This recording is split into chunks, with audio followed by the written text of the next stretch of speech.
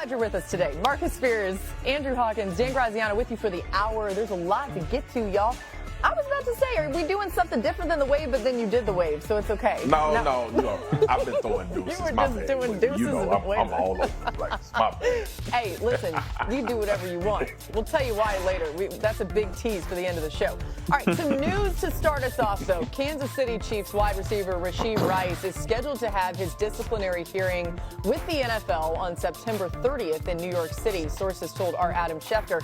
Rice is now likely to be able to play the first 4 weeks of the season before any potential discipline is imposed for his role in a multi-car crash that left multiple people injured during the 2024 offseason. Now, if you take a look at the Chiefs' early schedule, right, with this news in mind, in the first 10 weeks, they faced 6 playoff teams from last season and 3 teams that failed to reach 5 wins. They opened the season in Brazil against the Chargers and then play 5 of their next 8 games in Kansas City. ESPN Analytics has the Chiefs winning 8 of those first 9 games, with their 1 loss coming in Buffalo. Graz, what more can you tell us about the timing of this hearing for Rashee Rice?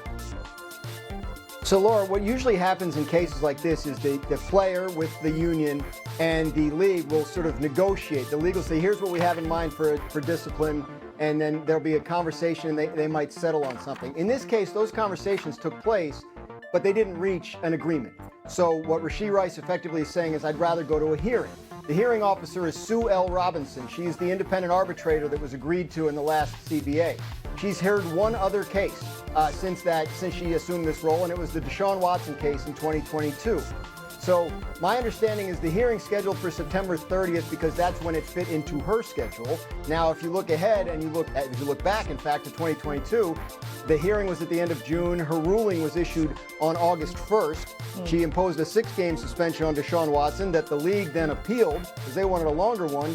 And then about 2 weeks later, the league and union settled on an 11-game suspension. So this is the kind of thing now that could hang over the back half of the Chiefs season with uncertainty in terms of when the suspension could start and how long it could be. It's fascinating context and really instructive in what we might see here. Hawk, as it relates to what Rashee Rice brings to this team, it seems like the Chiefs will have Rice for at least the first 4 games of the season. What does his skill set add to this offense? It adds a Kelsey Mahomes variant of chemistry to the receiving core, because what makes Rashee Rice special and has been a special since he's been a rookie is that he sees and feels the defense the same way that Patrick Mahomes does. So when they've had issues, especially early in his career, he's helped fill some of that void that is left by Kelsey, who is 35 years old, still one of the top tight ends in the league, but he might be a little slower getting to those windows. So having Rashee Rice in the lineup with Kelsey, with some of that speed of Hollywood Brown and Xavier Worthy, really makes it feel like a complete package as it pertains to the passing game.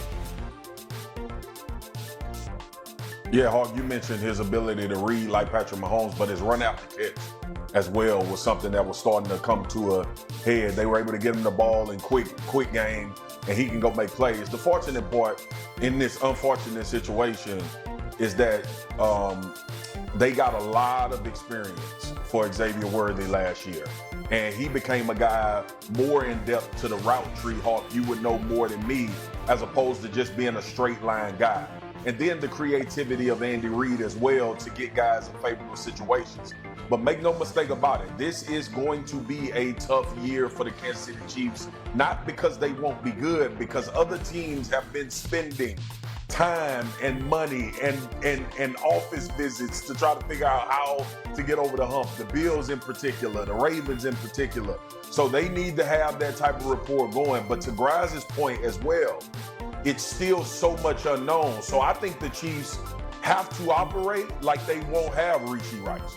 They have to operate like he won't be available at any point during the season, just in case it comes at a time where you're playing those critical games and he's not available for you. And you showed, Laura, those first 10 games of the season.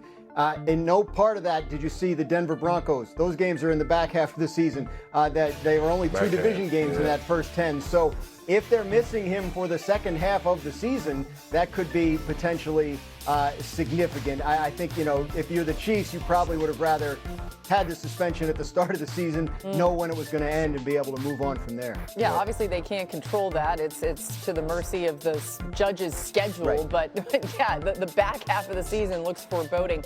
All right, to more big news. Micah Parsons still doesn't have a new deal as the Cowboys and their star player continue to get further away from common ground. Seemingly, the drama continues with America's team. And here's Jerry Jones yesterday on what is preventing him and Micah from talking.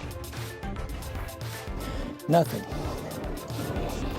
So why don't you talk? Again, nothing would be that, and we might or might not talk. And the rest of that gets in what we do every day. You think that talks would pick up a little bit with him? I don't know that necessarily talks will, but we've got a game coming, and he's under contract. A little smile at the end. Marcus, with how publicly this is being handled, how do you think these seemingly daily comments from Jerry are impacting the locker room? It's nothing they hadn't seen before, but still. Yeah, but Boogie, this is different. And I think bitterness is starting to set in between Micah Parsons and Jerry Jones, right? Both of them have their perspective of why the other one is being treated unfairly. And then ultimately, I saw y'all play the clip and the reaction to what he said on the blue carpet about having to create this kind of drama and this scenario. So there's a lot of things that are affecting this locker room because it's not about football. This whole entire training camp has been about Jerry Jones and Micah Parsons. Every question I'm sure that these guys are getting. Let me ask y'all this. I'm gonna be honest with y'all. Put everybody up on the camera for me, please. Everybody up on the camera. Hey. When's the last time y'all had a conversation about the Dallas Cowboys and their performance in training camp and what the players are doing? Have we had that discussion at all? And Marcus, has anybody talked about it? I've been on this show a lot this offseason, as have all of us, right? And we haven't talked about that because we can't, because we're too busy talking about this. But maybe we should be talking about the fact that they got George Pickens there across from CD Lamb. You've got a healthy Dak Prescott. I don't know. You're right. Everything is about this. But Boogie, that's my point. Yeah. That's my point. These players in this locker room are probably inundated with Jerry Jones and Micah Parsons. And I'm telling you, Hawk knows this as well as anybody. First of all, you're in training camp, so you're already in purgatory. All right? You're trying to get ready and get prepared for a season. You got a new coaching staff. You got new coaches trying to figure out who the talent is and how we're going to use them. Micah is unavailable, but the questions and the scenario and the narrative has nothing to do with football when it comes to the Dallas Cowboys, which in line is the issue. And Boogie, you have said on TV with me a number of years, and I've had to argue with people that this actually affects the way that football is played for this football team, and nobody wants to seem to believe it until now when we hear Jerry say, I want to create some controversy because it keeps the Cowboys in the press. You're spot on, Marcus. And I think, to your point, the reason why these Cowboys teams fail to reach their potential is because of these unnecessary distractions. We are pounded into our head in football to eliminate